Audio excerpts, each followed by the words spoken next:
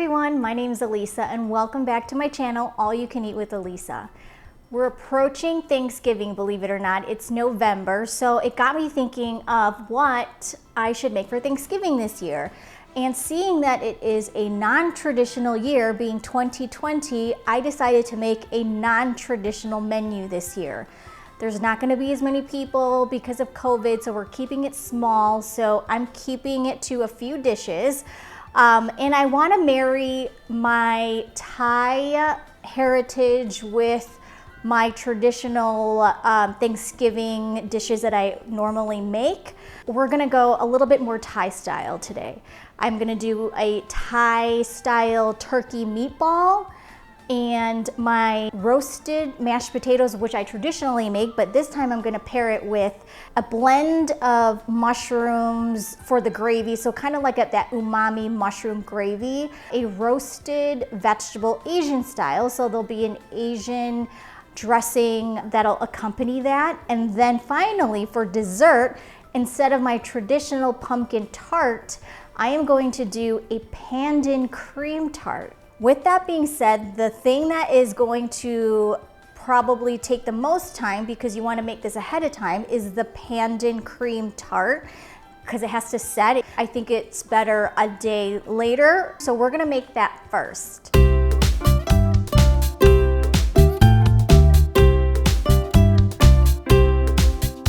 For those of you that don't know what pandan is, pandan leaves, it's right here. It's very common in Southeast Asian desserts. It is equivalent to vanilla in American desserts. So pandan juice is what I have here. And how I made this, we'll include it in the video, is I took about 6 to 7 pandan leaves. These you can find in the Asian grocery store. They come frozen, and I cut them up. I put them in my blender. Then you're gonna pour it through like a mesh sifter, so then you get all the juice and you take out all the fiber that's coming from the pandan leaves. Okay, first things first, we want to use 1 cup of full fat coconut milk that you can find in the Thai aisle or at the Asian grocery store. My favorite brand that I tend to go to is Aroy D, but you know, I've used other Thai brands, but I would recommend a Thai full fat coconut milk brand. Pot. I am also going to do 1 can of sweetened condensed milk.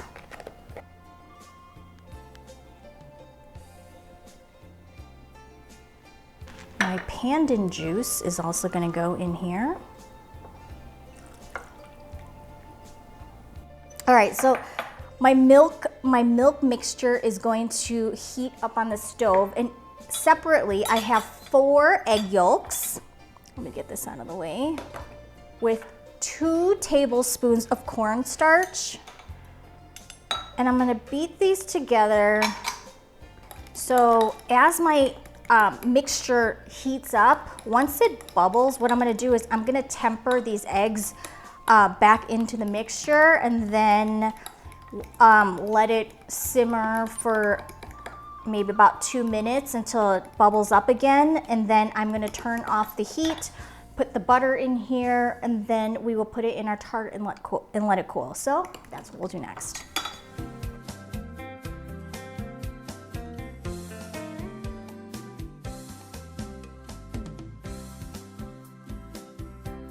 So here's the finished product. So you could see it's thick and creamy, custardy like. At this point, I'm just going to add my 2 tablespoons of butter right at the end. That's gonna give it a nice, smooth, velvety richness.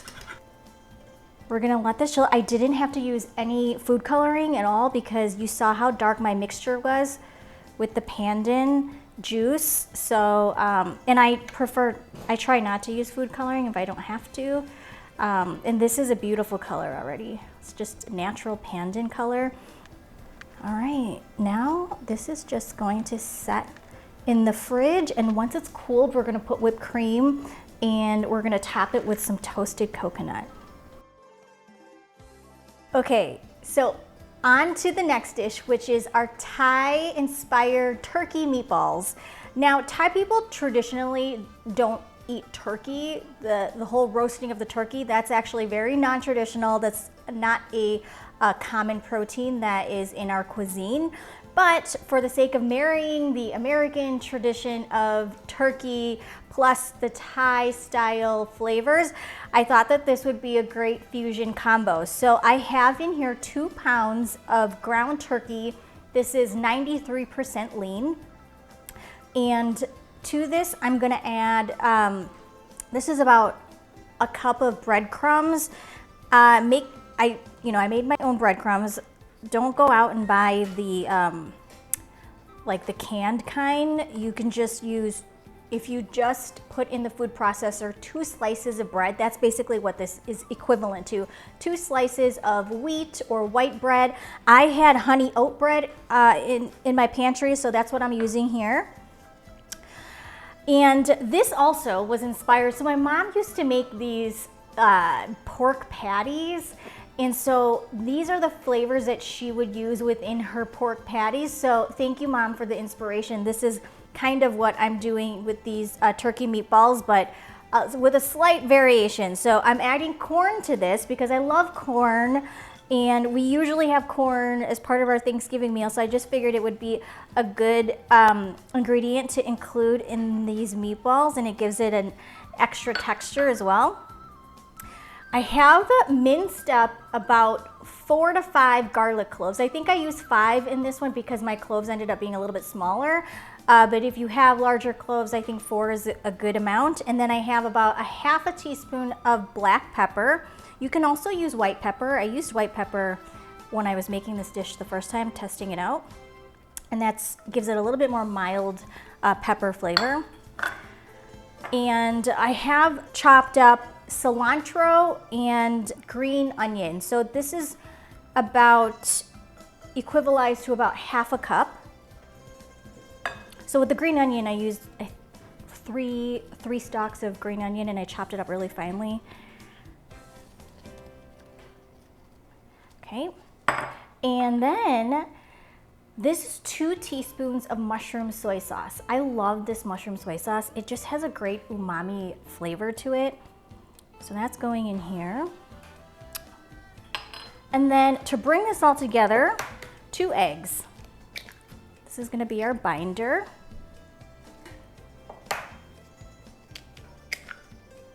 Okay, and this is why I have my gloves on, because we are going to mix this all together, and I just think that the best way to mix is through the hand. I have here mushroom broth because I'm actually going to be using mushroom broth in the gravy that I'm going to be making to accompany the mashed potatoes and these meatballs, so that's why I'm using that. But you can also use water too. So this is fully incorporated. You don't want to overmix it too, because you don't want it to be too tough. And I forgot to mention, right now I have preheated the oven to 400 degrees Fahrenheit. And we are gonna cook this this will probably cook in about 20 minutes. So here we go.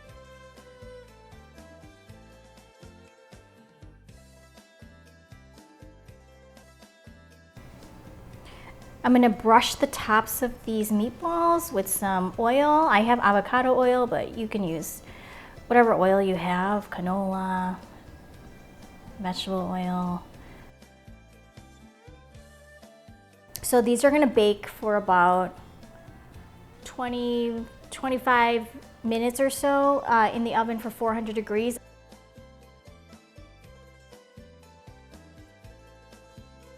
It smells so good in here. I wish you guys could smell it. So these made 15, but then I had 2 extra that I put on a smaller pan because they didn't all fit in here, but that's how much this recipe will yield, is about 17 meatballs.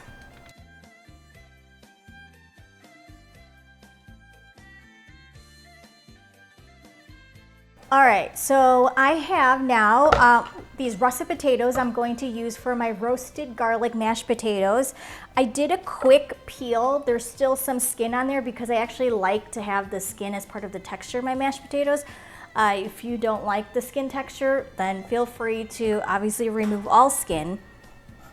You can use whatever potatoes you prefer. I tend to like the russet the most. I like that starchiness. But if you like more of a waxy potato, then you can use the red potatoes or the golden yellow potatoes. Those are good too. And you can actually even do a mix of potatoes if you like. I'm just cutting these up to boil. And this in total is I have about 4.5 pounds worth of russet potatoes.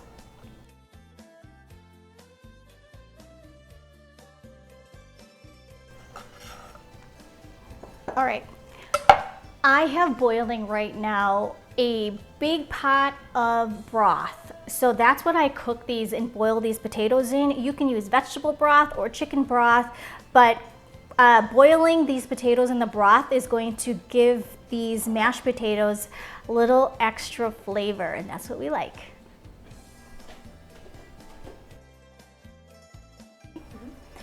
Okay, I have just drained these potatoes. I put them back into the pot because on low heat, I want the potatoes to dry out a little bit. So any extra moisture that it has is going to be evaporated in here. And then we're going to mix them once it's done. It's almost done. Okay, so the potatoes are done, and now it's time to mash them.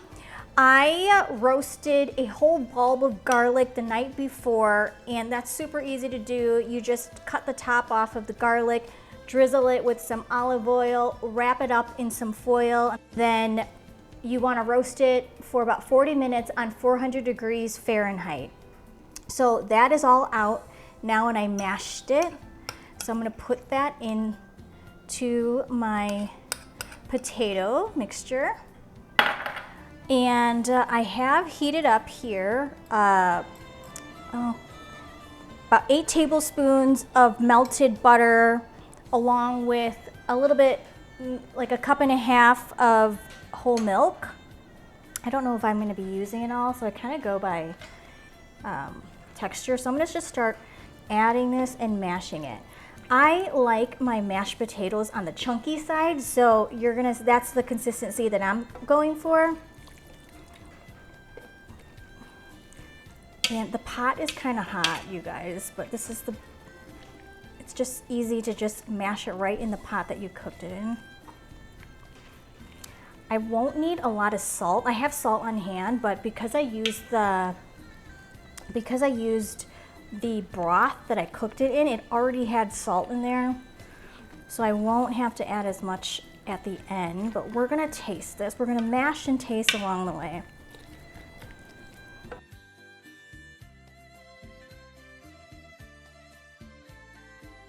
So it's just about done. I ended up adding, so here's the thing, you mash and then taste at the same time. So I ended up adding an extra 4 tablespoons of butter to this because I just needed a little bit extra richness. But that's the thing with my roasted garlic mashed potatoes every year. I never really measure, so I kind of go by taste. So for you guys, I just realized now that it is 12 tablespoons of butter and about 1.5 cups of whole milk. And you can slowly add the milk separately too as you mash, because then once you get it to your desired consistency, then you'll know you can stop. And then obviously keep adding salt to your taste liking.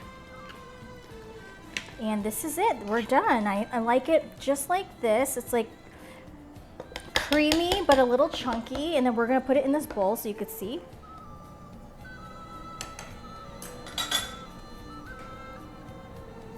And there you have it.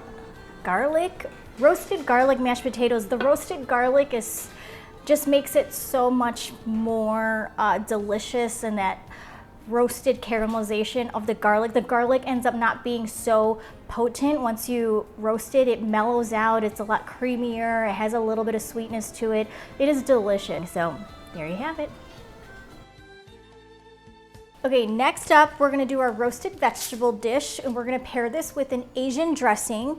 So I have a mixture of broccoli and cauliflower, and then I have cubed up here butternut squash. So to this bag, I'm just gonna coat this in some avocado oil. You can use olive oil, vegetable oil, any oil of your choice. And I'm gonna sprinkle some garlic powder in here. And I'm not gonna salt this only because the dressing that I'm making is gonna be really flavorful already. So I don't wanna over salt it. So I have two pans because the broccoli and the cauliflower will end up cooking faster. When you're cutting these, try to cut them so they're the same size, because then it'll all cook at the same time. Over here, I'm gonna do the same thing. I'm just gonna put this back in here. Hit it with some oil. Hit it with a little bit of garlic powder.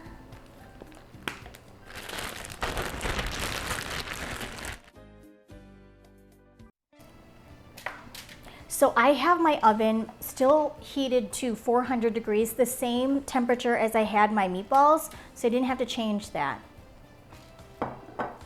All right, in the oven for about 15 minutes. We're gonna check it at 15 minutes, flip them over, and then it'll probably cook for another 10 minutes. This might need a little bit longer. This might need a little bit quicker, so I'm just gonna check on them either way at the 15-minute mark. Okay, in the oven. The roasted vegetables are out of the oven. I have here this nice brown caramelization that's happening on the broccoli and the cauliflower, so it's a little bit crunchy on the outside and tender on the inside. Same with the butternut squash. The butternut squash did take a little bit longer, so I'm glad I separated them. Okay, so before I combine that, let's make our dressing that's gonna go on top of these. So in the bowl, I'm going to mix a half a cup of avocado oil and 2 teaspoons of sesame oil. You don't need a lot of the sesame oil because it's actually pretty strong, but it gives it that nice nutty flavor. I have 4 tablespoons of rice vinegar, 2 tablespoons of honey. This is gonna help emulsify the dressing once I whisk it all together. 2 teaspoons of sriracha. If you are not, if you're sensitive to spice, then you can reduce this to your preference, or you can increase it if it's not enough. And I have 2 teaspoons of that mushroom soy. I'm just gonna whisk this until it thickens. And I'm just gonna add this dressing. This is probably too much dressing, so don't dump it all in. Slowly just add it, just so it's enough to coat, but it's not gonna be soaking in soup, basically. And you wanna do this right at the end before you're going to eat and serve, so then the vegetables don't absorb all that liquid and get mushy by the time people are eating.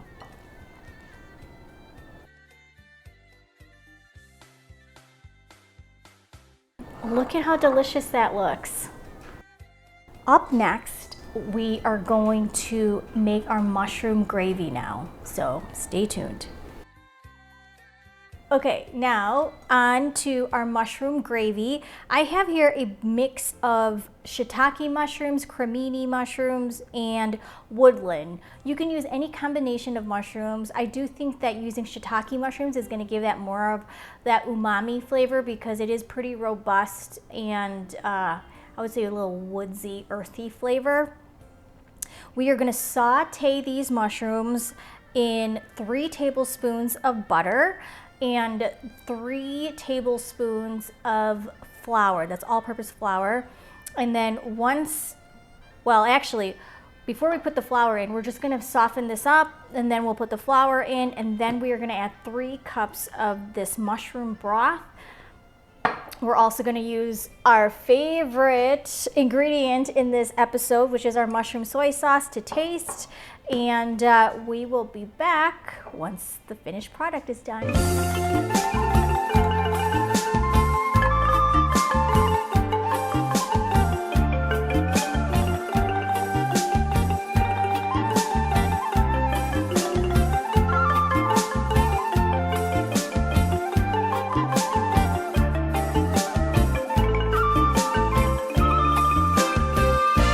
Okay, the mushroom gravy is done, and if you guys can only smell this, it smells so good and mushroomy.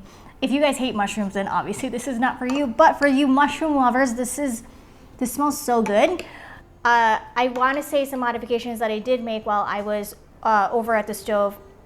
I ended up using 4 parts fat and 4 parts flour. So I did 3 tablespoons of butter and 1 tablespoon of avocado oil, and then 4 tablespoons of all-purpose flour. So that looks so yummy. Our final step is back to dessert. We just have to make our whipped cream. Our pandan cream custard has set. So let's move on to dessert again. Okay, and the last piece is our whipped cream topping that I will just spread over now on our pandan cream tart that has set. So I did a cup of heavy whipping cream with 2 tablespoons of powdered sugar and just 1/4 teaspoon of cream of tartar, because I'm just a stabilized whipped cream. There we have it, guys. Look at that. A little sprinkle of some coconut flakes.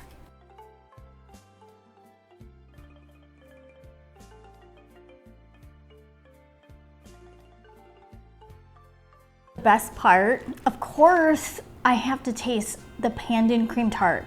It's a must, and I'm really excited. It smells so good. When I cut into this, I could already smell the pandan fragrance.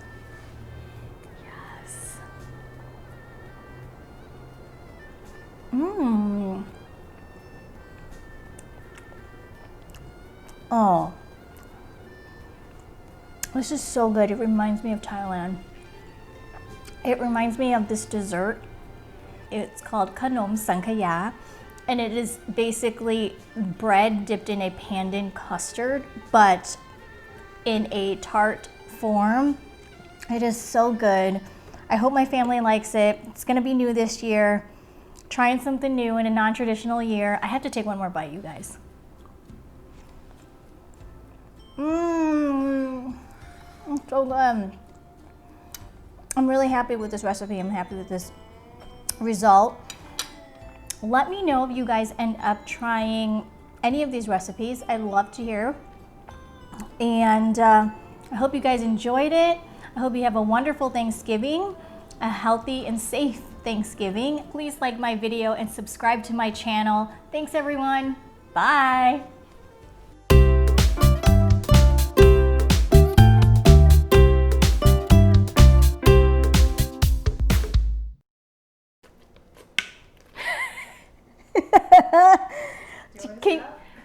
Well, no, you can always cut this out. We'll just speed up the mashing part. Oh, my arm. My arm. And the pan.